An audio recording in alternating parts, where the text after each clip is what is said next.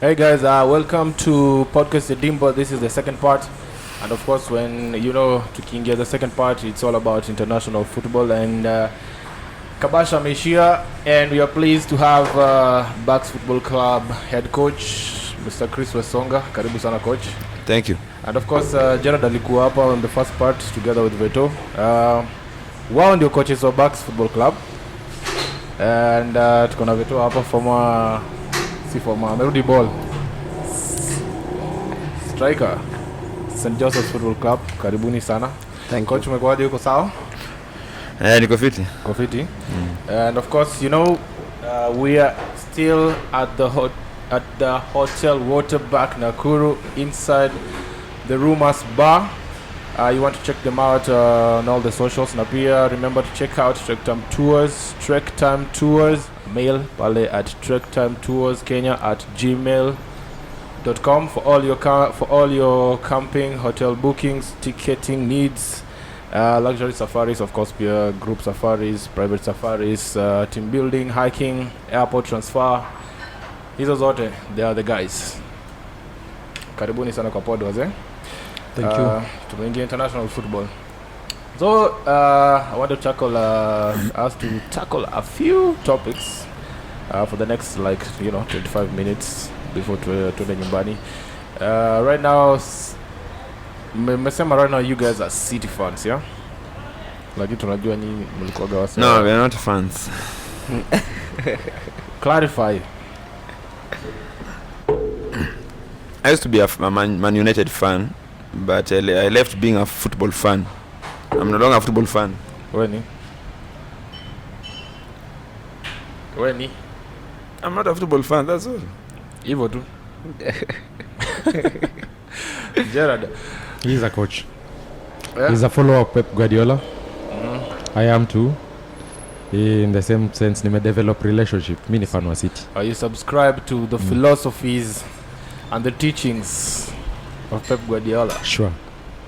Well, I hope tutakuwa na a good discussion tukiendelea with the podcast.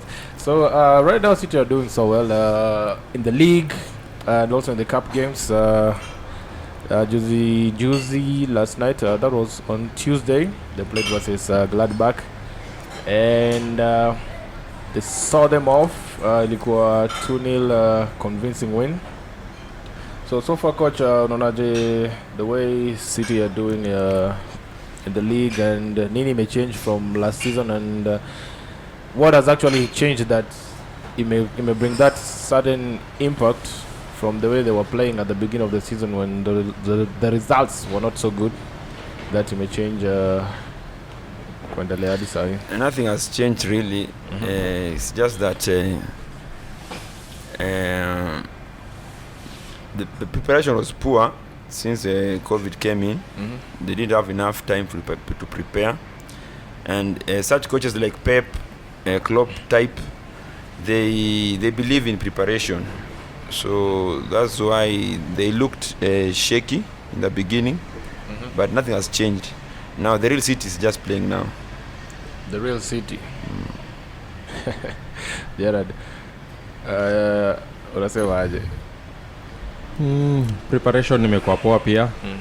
The team is clicking well. We have more minutes. Everybody is match fit. Match fitness iko kwa kila mtu. Si ati unapata msee amemiss kama 7 weeks, 8 weeks like last year. No, we are just ready. We are tackling everything for Champions League. Tunajua inakujaga na challenges zake. Let's see how this season comes up, but we are candidates for the trophy. Well, mtu akiangalia City when they are playing, of course on paper utaona imeandikwa 4-3-3.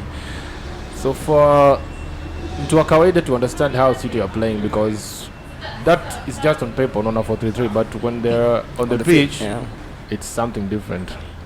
So maybe coach unaweza try to clarify so that watu wengine wenye maybe hawezi see ball the way you guys see it, wanaweza try maybe to understand.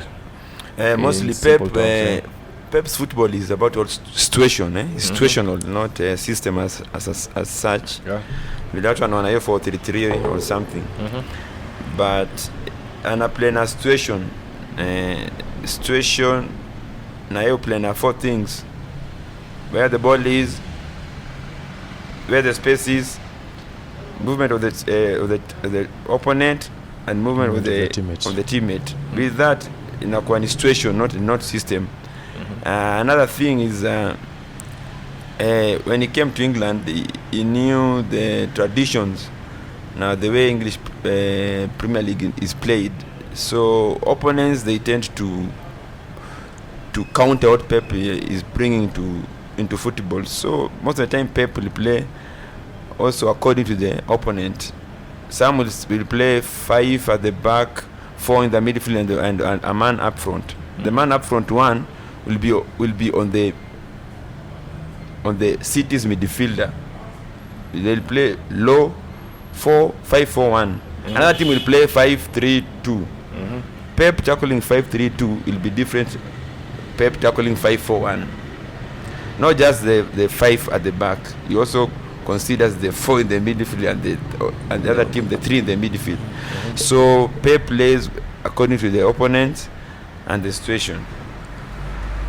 Okay, Vettoh, anything you need to add? Yeah, on the about Pep is very different from most coaches. Is very different because kuna vitu zenye yeye hufanya ambapo venye umesema kocha clarify. Sisi tukiongea kwa on site City nacheza tunaona tu hiyo formation, but utaingia kwa uta watch game live unatafuta the 4-3-3 how you ni, si ndio? I think na hiyo venye coaches amesema huwa na play according na venye opponents wanacheza. I think hiyo ndio win ya much matches because pia hapo wanakuwa amecorrupt mind ya his fellow manager of fellow coach. So what really happens wakati unapata most of the time kama ni Cancelo and Zinchenko are playing, utapata most of the time wanacheza in the midfield, and the 2 wide men wanna stay so high up and wide, right? So hii situation ya like overload the midfield at the same time to keep those 2 guys uko kando with their markers occupied, right? Hiyo kina Cancelo kucheza ndani sometimes pia Kyle Walker, but Cancelo has been doing that perfectly of late. Ina create a lot of spaces for center backs to pass. Ina overload pia up midfield the opponents, but the most important thing ni ku create space here, ball ku move from back to midfield. Okay, then wale wata stay wide, ita create another option pia. Center back can pass to the wide man, can pass to this midfielder who can also see that other person. Ina create a lot of passing options. Tuna keep ball more wakiwa kwa hizo positions. Okay, so before we get to I can add something there. So playing as inverted fullbacks, it create they have told you teams will play deep and will play and they will play 5 at the back. So Pep, when they play 5 at the back, there are 6 spaces in between them, between the 5 players. So Pep makes sure the 5, his team has occupied the 6 spaces. So they have extra man in between the 5 players at the back. And in the midfield, he adds the fullbacks, the 2 fullbacks, so that he can occupy the other midfielders. So cities will make an overload at the midfield. Now they have numbers up front. When the 2 midfielders, the 2 right back and the left back get inverted, they push the 2 number 8s up front, and they have spaces. They have the 2 wingers out, the two number 8s inside. The center forward is there, and one of the fullback, especially when play Mendy. Mendy can attack to add the 6th person when the team is playing 5 at the back. So they'll have 6 players in between the 5 opponents. So they'll have numbers. Now in the midfield they'll have an extra midfielder in the name of the fullback. So Pep tries to make overloads all over the pitch to make work hard for the opponents all over the pitch. Yeah, right.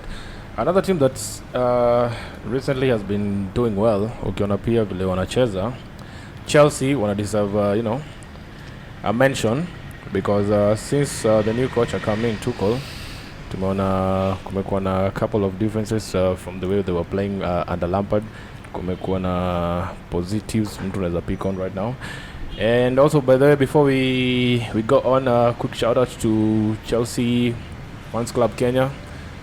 Tumeona wametufollow pale, most of them wametufollow on our YouTube page. Tumepata a couple of new subscribers, of course, from one of our own, Musa Gitau.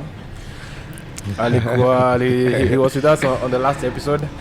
So, and a special shout out here to Millicent Gerard. Stay tuned, sindio. Alitisha hiyo shout out, so tumempatia imefika.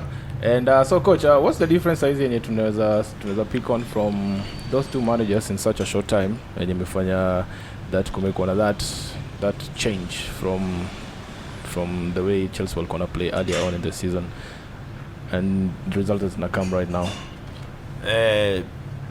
Lampard alipata job from Sarri.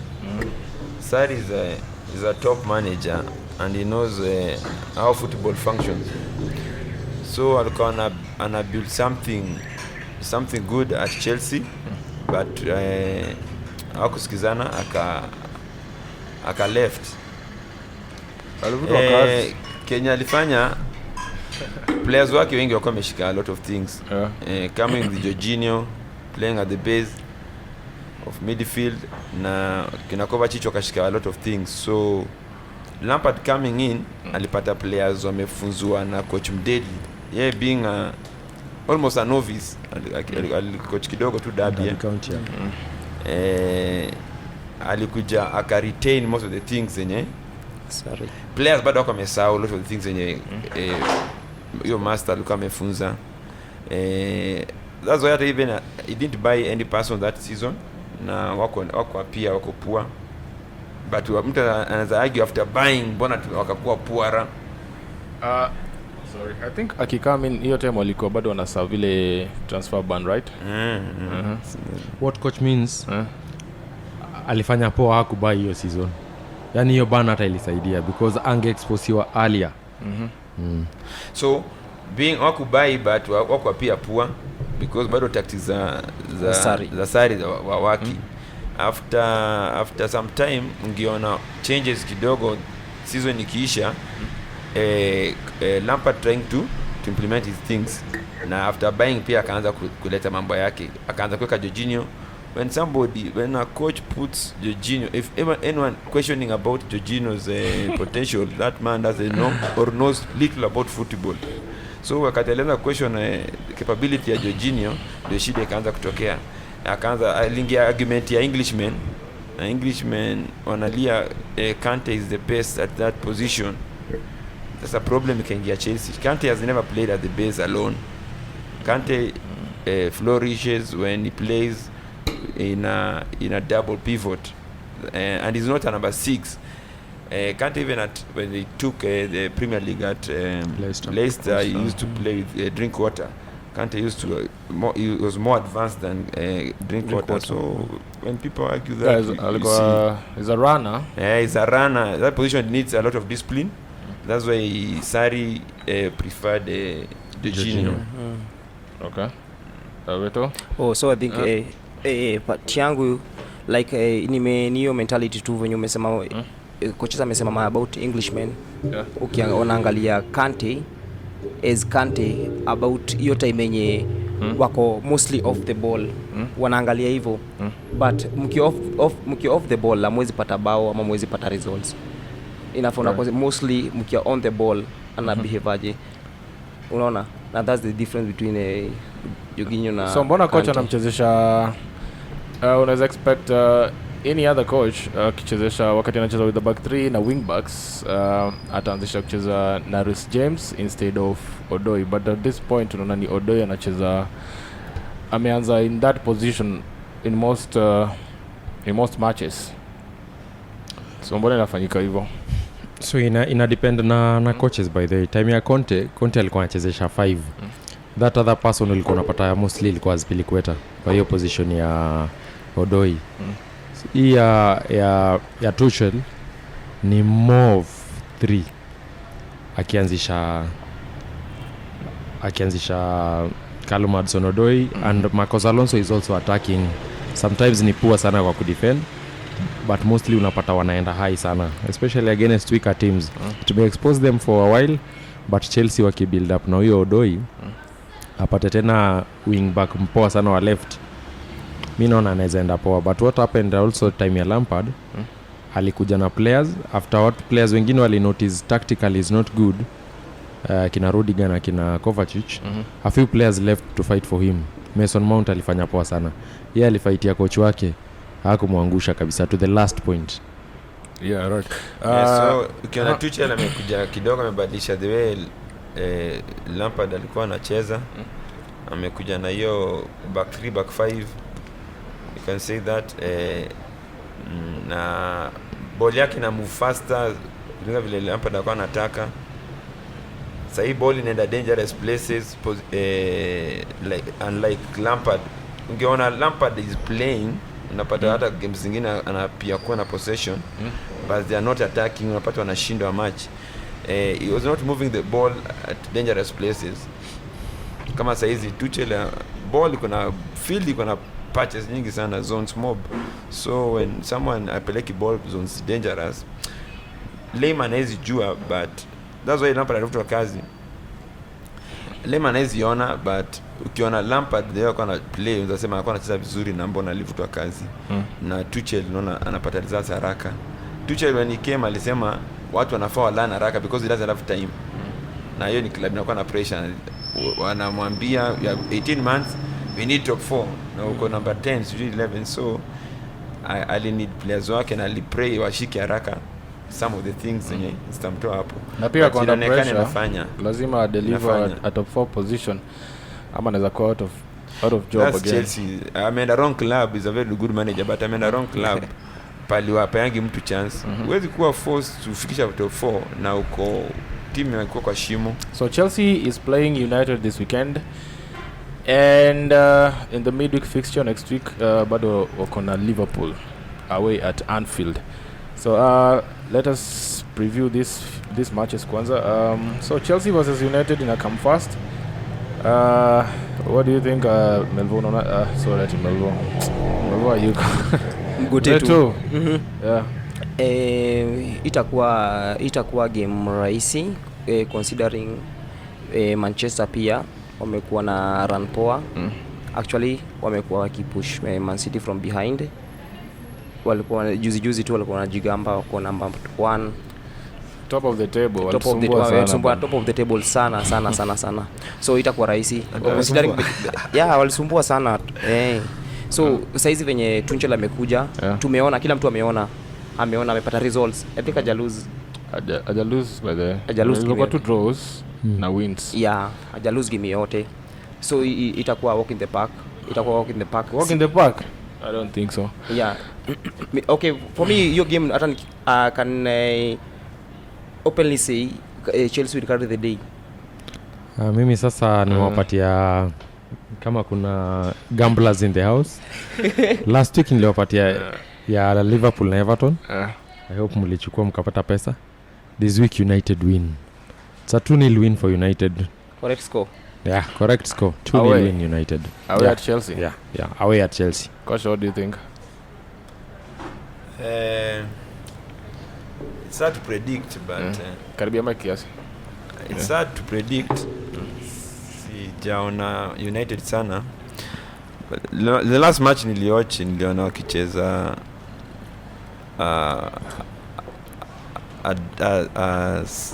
loop-sided diamond.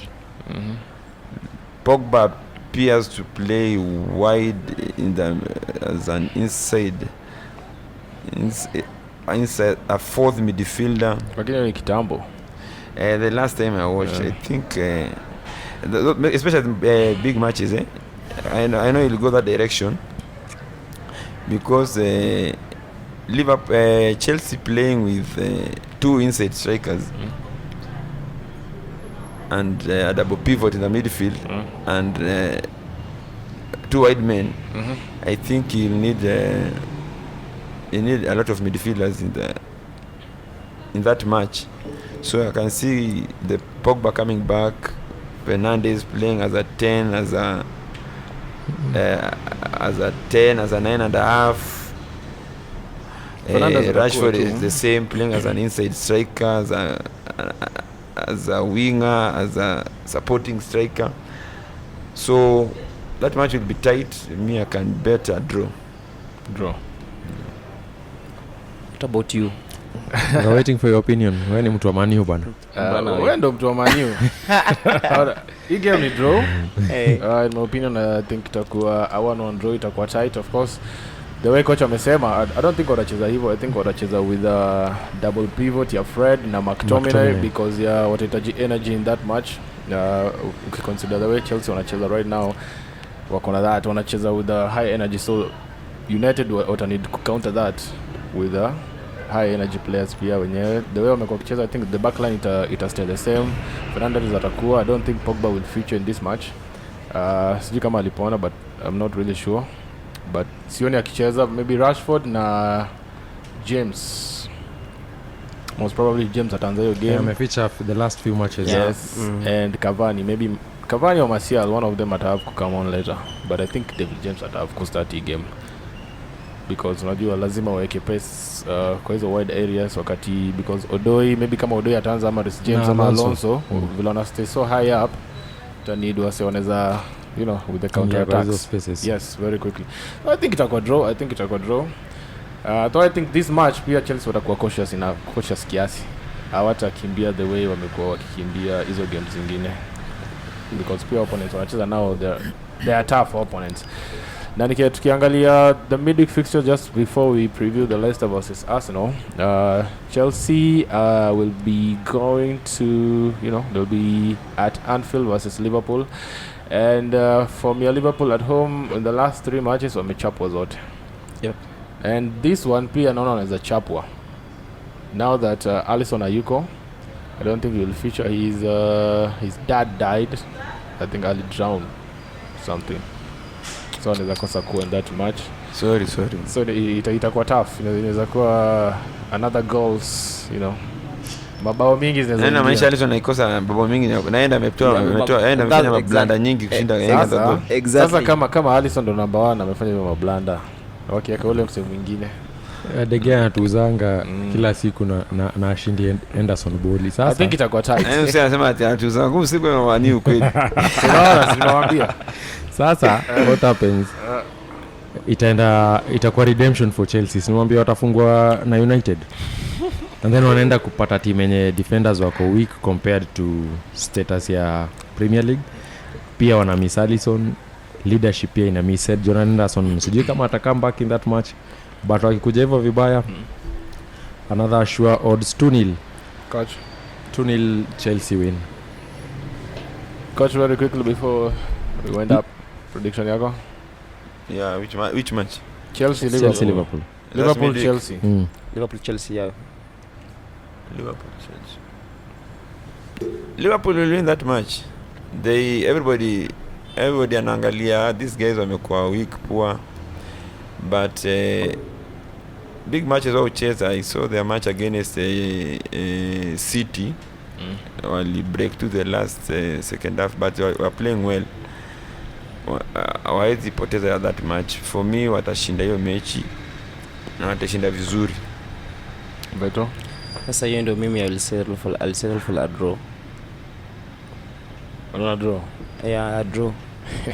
Mnachanganya gamblers. Mimi nawapatia odds for sure. Hata mimi ni gambler kivyangu. Take notes. Sioni Liverpool waki lose that match. I don't think so. I think what try to play for Alisson. Now that he's going through a tough time. Kama wakuchezea club. Na pia skiza. Na pia wamekuwa na bad record at home. Wanaweza jiamsha na hiyo game ya Chelsea. So there's a good chance Liverpool wanaweza win that match. Klopp alilose mama yake na amefungwa sasa, amekuwa kifungwa. Players wangemchezea basi kama nikichezeana. Kama mchezaji. So before we wind up, there's another interesting fixture this weekend. Leicester versus Arsenal. Now Leicester are out of the Europa League Cup. Slavia Praha. Nitoka Europa League, yes. Europa League. Slavia Praha. Walifungwa on aggregate wakatoka. So right now they have all the time to concentrate on the league. Now wanna play against Arsenal, and Arsenal right now still bado wako Europa League. Was a try pia focus on that, at least ndio get a trophy this season.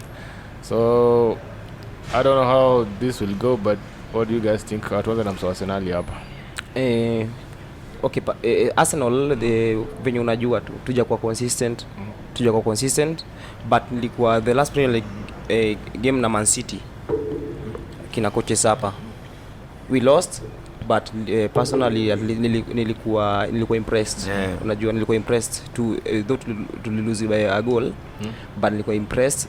So the problem is immediately after that match tuliingia Europa, tukadraw na Benfica, ndio tumewapiga tena jana. Tulistruggle actually, unajua tough opponents. Ni tough opponents. Sasa so considering saizi tukianalyze sasa, umesema wamesettle wao ni Premier League peke yake, najua sasa wamefocus na hiyo peke yake, but na believe from our last match in the Premier League, tukiweza carry on to that Leicester game, tunaweza washinda. A good chance. Yeah. So tupatie prediction yako hiyo game sasa. Hiyo game tutapiga 1-0. 1-0 away. 1-0. Vile Vettoh anasema building from from City's match wanaweza pata kitu, but again City coach wa Arsenal anajua a lot of things about City, na anything ikibadilishwa anajua the next thing that's happening na nini inaleta danger gani. So alizuia poa sana against City, played very well. I thought itakuwa fixture ngumu kwa City, nilijua inaweza enda ta draw, but City wali make sure na win that match, but Arsenal played very well. But hii game ya Leicester watafunguka kidogo.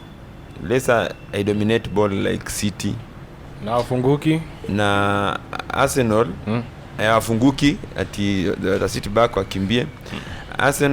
Arsenal kidogo they try to play open na italetea shida against Leicester, so I don't believe Arsenal itashinda that match because City iko kwa different opponent na wana share something. Watapoteza hiyo game, watachapa kitu kama 3-1. Really mob. Gerard. For me, Leicester wamekuwa consistent. They'll win. Na pia wanachesia position. Wamekuwa consistent sana with a very good coach by the way. Na akikufunga wa kwanza hivi hauwezi jitoa. Anacheza hiyo madakika kidogo, anarusha na Mpalizmendi, wata double up na Ndidi. Huwezi jitoa hapo ndani. Bet safe 1-0 Leicester City. Have Barnes to score. I think this week nita have to side with Vettoh. Yeah, sure. I see an Arsenal win this weekend 2-1.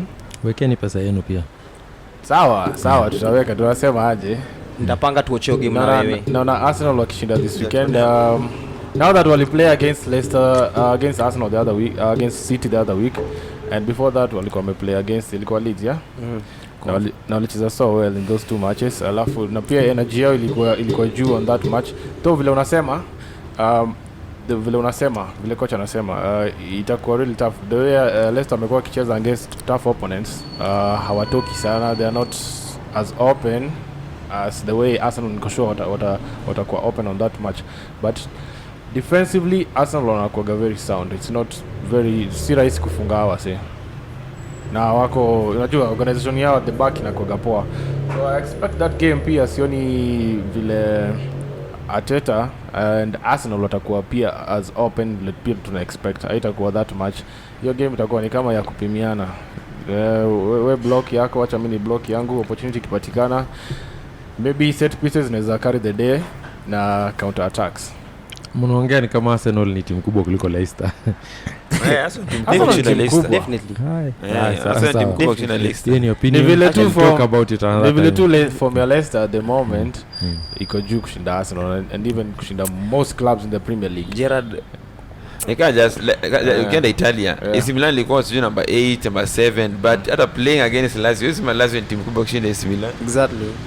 So like hata Maneni mimi tuna hiyo. Mimi najua timu kubwa ni nimekuwa consistent for a while. Si kipesa, si kihistoria over the past 5 years. Nani amekuwa hata champion? Anyway guys, coach mkali. thank you so much for watching. Oye mimi coach mkali. It has been Coach Gerard hapa hivi, Coach Chris, Vettoh and myself Musa. Thank you so much for watching, and remember to check out Trek Tours on all the socials. Check them out on Instagram, Safaris for all your camping, hotel bookings, ticketing, group safaris, luxury safaris, private safaris, hizo zote. And we are at the Waterback Hotel inside the Rumors Bar. Na wakam KOT 5 side. Yes, this weekend we'll be playing at the KOT 5 side. Tutakuwa na timu yetu tunaenda kubeba hiyo trophy. Thank you so much for watching. Until next time.